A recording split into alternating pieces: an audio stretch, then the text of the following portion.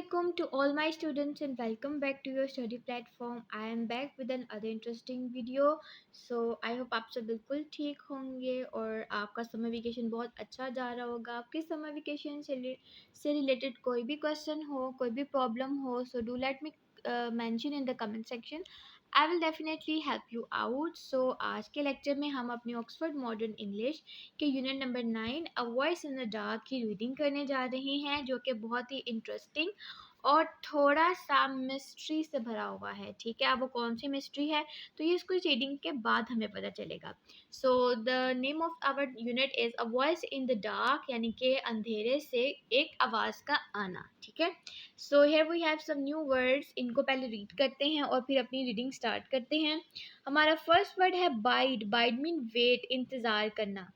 Second है car. Car in the USA में यानी कि अमेरिका में कार का मतलब होता है रेलवे कैरेज, यानी कि रेलगाड़ी का एक डब्बा या खाना. ठीक है, थर्ड वर्ड है हमारा deliberately. Deliberately mean slowly and thoughtfully, यानी कि आहिस्ता से और सोच समझ के हरकत करना. Indifferent. Indifferent mean not bother, आप मतलब बगैर सोचे समझे कुछ कर लेना, मतलब आपके लिए किसी चीज़ की अहमियत ना रखना. Not thinking something is either good और बैड, मतलब ये सोचे बगैर कि ये चीज़ सही है या गलत. ठीक है, नेक्स्ट वर्ड है इनसिग्निफिकेंट. इनसिग्निफिकेंट मीन अनइम्पॉर्टेंट, यानी कि कोई भी चीज़ जो गैर अहम होती है, इतनी इंपॉर्टेंट नहीं होती, उसके लिए इनसिग्निफिकेंट का वर्ड यूज़ करते हैं. नेक्स्ट वर्ड है हमारे पास इर्रेजोल्यूट. इर्रेजोल्यूट मीन अनडिसाइडेड, कुछ सोचे समझे बगैर, कुछ हेजिटेटिंग, यानी कि हिचकिचाहट से कोई काम करना. ठीक है, नेक्स्ट है maimed. Maimed mean crippled. Crippled का मतलब होता है रेंगना, लड़खड़ाना, या जिसको आप कह लें कि एक टांग जब एक इंसान की नहीं होती, जो उसकी चाल होती है, ठीक है, उसके लिए मेम्ड का वर्ड यूज़ करते हैं. बेसिकली मेम्ड आप ये कह लें कि एक पर्सन जिसकी एक टांग नहीं होती, या वो माजूर होता है, या उसकी टांग में कोई मसला होता है. माई कंपेनियन. माई कंपेनियन का मतलब होता है मेरा साथी, यानी कि यहाँ पर जो नरेटर है, जो अपनी स्टोरी बता रहा है, इस ट्रैवलिंग विद अ फ्रेंड, अपने दोस्त के साथ जो है वो ट्रैवल कर रहा है. Called three fingered Jack, they are trying to get a train. Simply my companion का मतलब होता है मेरा साथी, यानी जो आपके साथ चल जा रहा होता है. नेक्स्ट है रिलिंक्विश्ड. रिलिंक्विश्ड मीन छोड़ना, लेट गो जाने देना, रिलीज आज़ाद कर देना, छोड़ देना, जाने देना.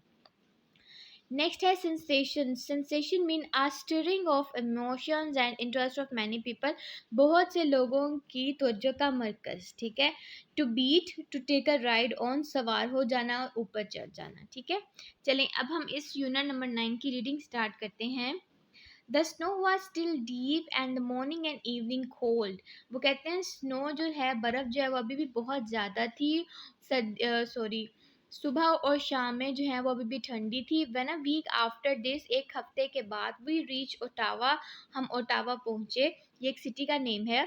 This slow travelling was not at all to my liking. ये जो सुस्त सा हमारा सफ़र है, ये मुझे बिल्कुल पसंद नहीं है. I often persuaded my companion to make more haste towards Winnipeg. Winnipeg. वो कहते हैं मैंने अक्सर अपने दोस्त को इस चीज़ पर जोर दिया कि हमें जल्दी से विनिपेग की तरफ मूव होना चाहिए. This he agree to do. अब ये वो मेरी बात से मुत्तफिक हो गया. So the next morning we jumped a freight train. तो अगली सुबह हमने तेज़ चलने वाली ट्रेन को पकड़ने का फ़ैसला किया. Determine to hold it for the whole day, ताकि हम इस पे सवार होकर अपना दिन का जो सफ़र है वो ख़त्म कर सकें. अनफॉर्चुनेटली, बदकिस्मती से, it was simply a local train. वो एक लोकल ट्रेन ही निकली. एंड बीइंग वेरी स्लो, और बहुत स्लो थी. Having to stop on the way at every insignificant little station, जो कि आते जाते हर वह रहम छोटे से स्टेशन पे भी रुकती थी. वो left it at the town Carl Renfrew. तो हमने इसको मतलब छोड़ दिया एक टाउन, एक कस्बे के अंदर, जिसका नाम था रेनफ्रू. यानी कि रेनफ्रू जब हम पहुंचे तो हमने इस ट्रेन को छोड़ दिया. Intending that night to beat a fast overland passenger train. और ये सोचा कि रात को आने वाली तेज़ रफ्तार पैसेंजर ट्रेन पर हम सवार हो जाएंगे विच वुड कन्वे अस 4 और 500 माइल्स बिफोर डेब्रेक, जो कि दिन ढलने से तकरीबन 400-500 मील पहले हमें छोड़ देगी, यानी अपनी मंजिल तक पहुंचा देगी। विद दिस नेक्स्ट पेज पे आते हैं, पेज नंबर 104। ऑब्जेक्ट इस सोच के साथ we set in a station waiting room until evening, शाम तक हम उस स्टेशन के वेटिंग रूम में बैठे रहे। एंड देन उसके बाद सम 20 minutes before the train became due, यानी कि ट्रेन के 20 मिनट पहले आने से 20 मिनट पहले वो slipped out unobserved and took possession of an empty car. हम खड़े हुए और एक खाली डब्बे में सवार होने के बारे में सोचा। स्टेशनरी सम डिस्टेंस अवे, जो कि कुछ फासले पर थी। From which place we could see the train coming and yet be unseen from the station platform, ताकि हम दूर से उस ट्रेन को आता हुआ देख लें जो कि स्टेशन प्लेटफॉर्म से नहीं नज़र आती थी। This train would soon arrive, ये ट्रेन जो है वो बहुत जल्द आ गई। For passengers were already pacing the platform, और जो मुसाफिर थे वो ऑलरेडी प्लेटफॉर्म पर खड़े थे। The luggage was placed in readiness, सामान भी जो है वो रवानगी के लिए तैयार था। And a number of curious people having nothing else to do had assembled here to see the coming and going of the train। बहुत से बेचैन लोग जिनका कुछ लेना देना नहीं था वो फजूल में ही ट्रेन को आता और जाता देखने के लिए वहां पर जमा हो गए।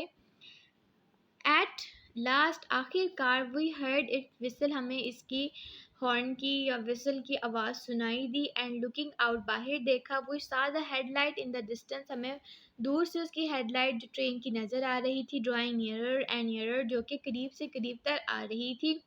It steamed into the station, वो स्टेशन पे पहुंच गई। विदाउट मेकिंग मच नॉइस, मतलब ज़्यादा शोर किए बगैर वो ट्रेन जो थी वो स्टेशन पर पहुंच गई। For the rails were slippery, उसकी रेल्स जो थी, ये रेल्स ठीक है वो स्लिपरी थी। There still being much ice and snow on the track, क्योंकि ट्रैक पर रास्ते पर अभी भी बर्फ और स्नो जो थी वो मौजूद थी। Come I said to Jack, there is no time to lose, मैंने जैक को कहा जल्दी आ जाओ, हमारे पास ज़्यादा टाइम नहीं है कि हम उसको वेस्ट करें। And we quickly jumped out of the empty car, और हम खाली डब्बे से जो है वो जल्दी से हमने छलांग लगाई और हम उससे बाहर निकल आए। This fast passenger train carried a blind baggage car। वो कहते हैं ये तेज़ रफ्तार ट्रेन में एक खाली डब्बा था। विच, अच्छा उसको ब्लाइंड बैगेज क्यों कहते हैं? Which means that the end nearest to the engine was blind in having no door, क्योंकि वो खाना जो कि इंजन के करीब था वो काफ़ी उसमें अंधेरा था और उसका कोई दरवाज़ा नहीं था। Our object was to suddenly appear from the hiding place, darkness being favorable, and leap on the step of this car। वो कहते हैं हमारा मकसद इसको लेने का ये था कि हम जो है वो खामोशी के साथ बैठकर जो है वो अपना सफ़र तय करें और छलांग लगाकर उस डब्बे पर चढ़ जाएं। And from that place to the platform, और आसानी से उतर भी सकें प्लेटफॉर्म पर। This being done when the train was in motion, ये हमें तब करना था जब ट्रेन जो थी वो चलना शुरू हो गई। Knowing that the conductor who was always on a watch for such doings rarely stop the train to put men off। एक कंडक्टर जो खड़ा सब वॉच करता है ठीक है, उसने ट्रेन रोके बगैर, मतलब उसने बॉदर नहीं किया कि मैं ट्रेन रोकूं ताकि मैन जो हैं वो आदमी जो हैं वो ट्रेन से उतर जाएं। Even when sure of their presence, या फिर अपनी मौजूदगी का यकीन दिलाएं कि हम लोग सब जो हैं वो सेफली ऊपर चढ़ गए या उतर गए। ठीक है, यानी कि जो कंडक्टर था वो ट्रेन को रोके बगैर मुसाफिरों को उतार रहा था और ऊपर चढ़ा रहा था। ठीक है, यानी वो इतनी जल्दी में थी वो ट्रेन। ठीक है, इफ़ ही सा us before the train started, अगर वो ट्रेन के स्टार्ट होने से पहले हमें देख लेता, he would certainly take means to prevent us from riding, तो वो यकीनी तौर पर हमें बस कह रही हूँ ट्रेन पर चढ़ने से पहले हमें रोक लेता। When we had once taken possession of this car, जब हमने ये कैरेज को बुक करने से पहले, no man could approach us until we reach the next stopping place, तो कोई भी इंसान हम तक नहीं पहुंच सकता जब तक कि वो ट्रेन ना रुक जाती। ठीक है, यानी कि वो खाली डब्बा सिर्फ उन दोनों ने बुक करवाया था और कोई वहां पे आ भी नहीं सकता था, which would probably be 50 miles और मच मोर, जिसका जो तकरीबन 50 मील दूर था डब्बा। ठीक है, एट दैट प्लेस, उस जगह पर, we would dismount conceal our self, हम उस डब्बे से उस जगह से उतरे, अपने आप को छुपाया लोगों से। When it was again in motion, अब वो जब दोबारा ट्रेन चलने लगी, make another leap for our former place, तो फिर हम दोबारा से उस पर चढ़ गए। Of course the engineer and the fireman could reach us, जो बस का चलाने वाला था या आग जलाने वाला था, सिर्फ वही हम तक पहुंच सकते थे। But these man were always indifferent and never interfere, लेकिन उन लोगों ने भी हमें तंग करना ज़रूरी नहीं समझा। Their business being ahead instead of behind the engine, उनका काम जो था वो आगे था, ट्रेन के अगले हिस्से पे था, ना कि पिछले हिस्से पर। ठीक है, the train whistled almost before we were ready, हमारे रेडी होने तक जो हमारे रेडी होने से पहले ही ट्रेन ने अपना हॉर्न बजा दिया, and pull slowly out of the station, और स्टेशन से आहिस्ता आहिस्ता निकलने लगी। I allowed my companion the advantage of being the first to jump owing to his maimed hand, मैंने अपने दोस्त को कहा, मैंने उसको ये मौका दिया कि तुम पहले जंप कर जाओ, क्योंकि वो थोड़ा सा लंगड़ा था। सॉरी, मेम्ड हैंड इसका मतलब है माजूर था एक बाजू से, यानी कि उसका एक बाजू सही था, दूसरा उसका बाजू ठीक नहीं था, तो मैंने उसको मौका दिया कि तुम पहले छलांग लगाकर ट्रेन पर सवार हो जाओ। The train was now going faster and faster, और अब जो ट्रेन थी वो बहुत तेज़ी से चलना शुरू हो गई, and we were force to keep pace with it, और हमें भी अपनी स्पीड उसके साथ बढ़ानी थी। Making a leap he caught the handle bar and sprang lightly on a step, अपनी स्पीड को बढ़ाते हुए उसने जो है वो हैंडल को पकड़ लिया और उस पर चढ़ गया। After which my hand quickly took possession of this bar, मेरा हाथ भी जो है वो उसकी बार पर आने लगा, एंड यानी वो जो उसके हैंडल पर, जिस तरह आपको ये नज़र आ रहा है। ठीक है, ये हैंडल है, ये बार है। ठीक है, अच्छा जी। I ran with the train, मैं ट्रेन के साथ भागना शुरू किया। मैंने prepare to follow his example, ताकि मैं भी अपने दोस्त की तरह उस पर चढ़ जाऊँ। To my surprise, instead of at once taking his place on the platform, my companion stood thoughtlessly irresolute on the step, यानी मेरे दोस्त ने चढ़ने के बाद जो है वो कोई जगह नहीं छोड़ी, और वो उसी जगह पर जो है वो खड़ा ही रहा, यानी कि अब उसका दोस्त चढ़ गया है ना, उसको चाहिए था कि वो ये जगह खाली करके ऊपर चढ़ जाए, ताकि जब उसका दोस्त जो है वो छलांग लगाए तो वो इस स्टेप पर चढ़ जाए, पर वो मतलब फजूल में ही वहां पर खड़ा रहा, यानी उसने मुझे जगह ना दी ऊपर चढ़ने के लिए। ठीक है, leaving me no room to make the attempt, यानी उसने मुझे ऊपर चढ़ने का मौका नहीं दिया। But I still held to the bar, लेकिन मैंने फिर भी उस डंडे को पकड़े रखा। तो the train was now going so fast, और ट्रेन जो थी वह बहुत ज़्यादा तेज़ी से चलने लग गई, that I found great difficulty in keeping step with it, और मेरे लिए स्टेप पे पाँव रखना अब बहुत ही ज़्यादा मुश्किल हो गया था। Shouted to him to clear the step, और मैं उसको चीखता रहा कि ये जगह खाली कर दो मेरे पाँव रखने के लिए। This he procedure to do very deliberately, और ये काम बहुत ही आहिस्ता सुस्त रफ्तारी में कर रहा था, यानी उसका दोस्त। आई थॉट, मुझे लगा, मैंने सोचा, taking a firmer grip on the bar I jumped, वो कहते हैं मजबूती के साथ बार को पकड़ते हुए मैंने एक बहुत ही लंबा जंप मारा, but it was too late, लेकिन बहुत देर हो चुकी थी। For the train was now going at the rapid rate, क्योंकि ट्रेन ने अब अपनी पूरी स्पीड में चलना शुरू कर दिया था। My foot came short of the step, और मेरा जो पाँव था वो उस स्टेप पर ना आ सका, एंड आई फेल, और मैं गिर गया। And still clinging to the handlebar was dragged several yards before I relinquished my hold. Handle bar को मैंने बहुत मजबूती से पकड़ा और वो मुझे घसीटता हुआ चला गया तब तक जब तक मैंने उसको छोड़ा नहीं। ठीक है, एंड देयर, और वहाँ आई ले फॉर सेवरल मिनट्स, मैं कई मिनट तक लेटा रहा। फीलिंग अ लिटिल शेकन, और मेरी बॉडी जो है वो लड़खड़ा रही थी।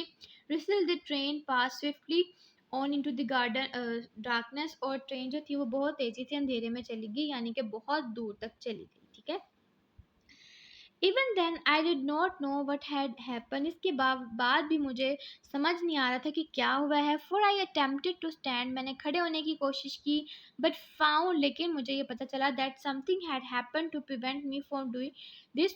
लेकिन मुझे ऐसा लगा कि कोई चीज़ मुझे खड़े होने से रोक रही है। Sitting down in an upright position, उठने की पोजिशन में मैं बैठा रहा। I then began to examine myself, मैंने अपने आप को देखने की कोशिश की कि मेरे साथ क्या हुआ है। Now I found that the right foot was where from the ankle, कि मेरा जो सीधा पाँव है वो टखनी के पास से उसको कोई प्रॉब्लम हो गई है। This discovery did not shook me so much as the thoughts very quickly followed. वो कहते हैं कि इस डिस्कवरी ने, यानी कि जो मुझे चोट लगी थी, इसके बारे में मैंने इतना नहीं सोचा।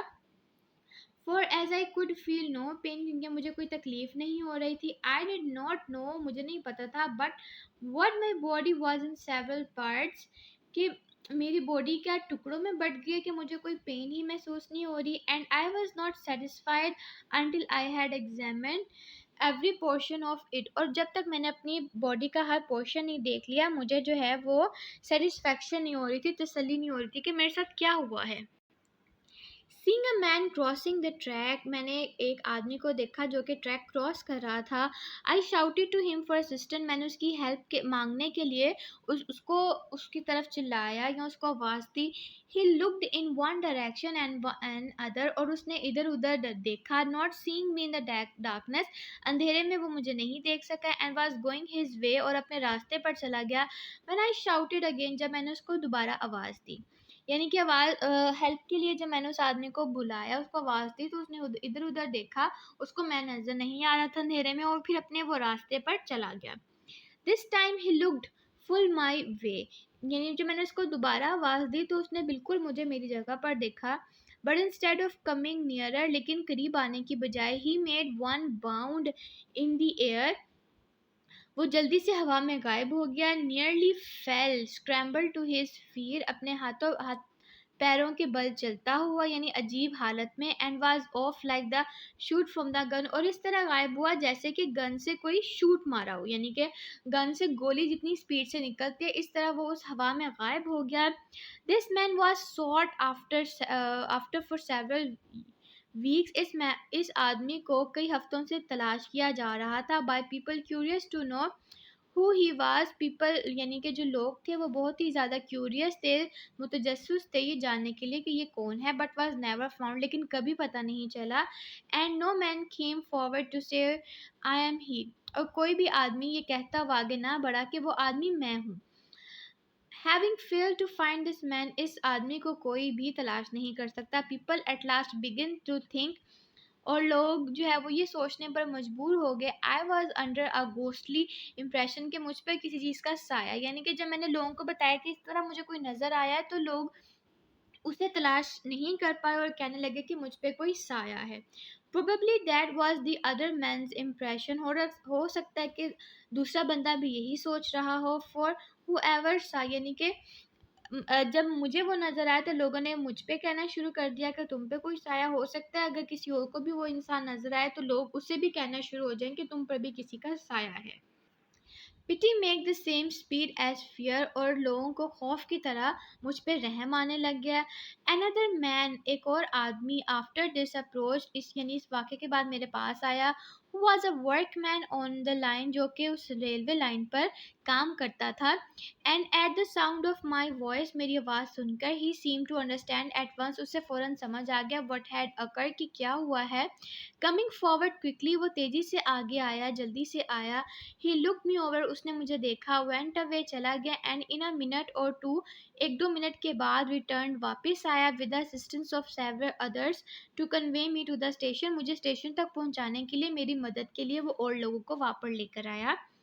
A number of people were still there, बहुत से लोग वहाँ पर मौजूद थे। So that when I was placed in the waiting room to bide the arrival of the doctor, जब मैं वहाँ पर वेटिंग रूम में बैठा डॉक्टर के आने का इंतज़ार कर रहा था, I could see no other way of keeping a calm face. आराम से बैठने के अलावा मेरे पास कोई और चारा नहीं था। Before such a number of eyes then by taking out my pipe and smoking, मेरे आसपास कई लोग जो थे उन्होंने स्मोकिंग शुरू कर दी एन एक्शन विच जिसके बाद आई एम टोल्ड मुझे बताया गया caused much sensation in a local press कि मैंने इस पूरे वाक़े का मेरे पे क्या असर हुआ, यानी कि उन्होंने मुझे ही ये कहना शुरू कर दिया कि तुम पर कोई साया है। तो स्टूडेंट ये था हमारा आज का unit, that is unit number 9, जिसमें हमने देखा कि दो लोग जो हैं वो ट्रेन को पकड़ने की कोशिश करते हैं, एक चढ़ जाता है, दूसरा जो है वो प्लेटफॉर्म पर रहता है और उसको अंधेरे में एक अजीबो-गरीब इंसान नज़र आता है जिसको वो हेल्प के लिए पुकारता है, बट वो अजीब हरकत करता हुआ हाथों पैरों के बल जो है वो उस अंधेरे से चला जाता है, ठीक है? लोग उस इंसान को कभी पकड़ नहीं सकते, इसलिए जब भी कोई इंसान ये शिकायत करता था कि मैंने उसे देखा है तो लोग उसे ही उल्टा कहने लग जाते थे कि तुम पर किसी चीज़ का साया है। आई होप आज का ये लेसन आपको अच्छा लगा हो। इसकी अच्छे से रीडिंग करें। कोई भी क्वेश्चन है इससे रिलेटेड तो मुझे कमेंट सेक्शन में लाजमी बताएं, मैं कोशिश करूँगी कि उसका आंसर आपको दे सकूँ और आपकी प्रॉब्लम सॉल्व हो जाए। नेक्स्ट वीडियो में हम इसके एक्सरसाइज क्वेश्चन आंसर्स वगैरह सॉल्व करेंगे नोटबुक पर। तब तक के लिए अपना बहुत ख्याल रखिएगा। अल्लाह हाफिज़।